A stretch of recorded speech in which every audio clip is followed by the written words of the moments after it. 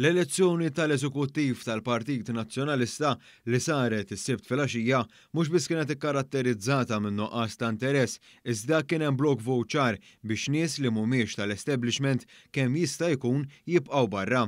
Jirriżulta li dan it-tentattiv irnexxa għax primarjament dawk li huma qrib l-eks kap Adrian Delija spiċċaw baqgħu barra mill-Eżekuttiv. Fost dawn hemm ċerti Alan Said, Elizabeth Said Kurmi u Mary Kakija li l-kol kienu qed jibbuttawhom nies qrib l-eks kap, xi ħaġa li ma saritx b'suċċess. Fil-fatt hemm rabja kbira għal dan il-fatt f'numru ta' kumitati sezzjonali tal-Partit Nazzjonalista hekk kif qed jibqa' jintbagħat sinjal li jiġri x'jiġri il-feriti ma ta' Delija ma jistgħu jingħalqu qatt tal-establishment li Delija ma jridux iċedulu pulzier fl-istrutturi tal-Partit Nazzjonalista għax jibżgħu li jerġa' jieħu ċerta saħħa.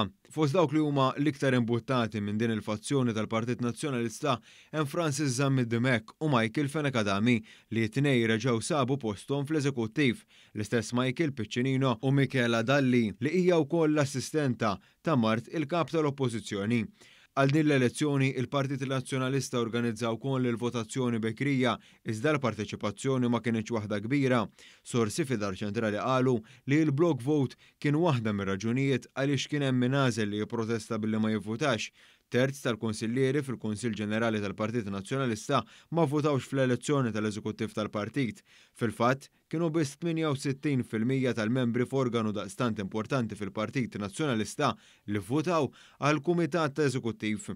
Barra minn hekk saru biss nofs l-elezzjonijiet tal-Eżekuttiv tal-Partit, fil-waqt li n-nofs ieħor ma sarux għax ma nstabux biżżejjed kandidati biex joħorġu għal dawk li jirrappreżentaw liż-żgħażagħ u lil-lawċin.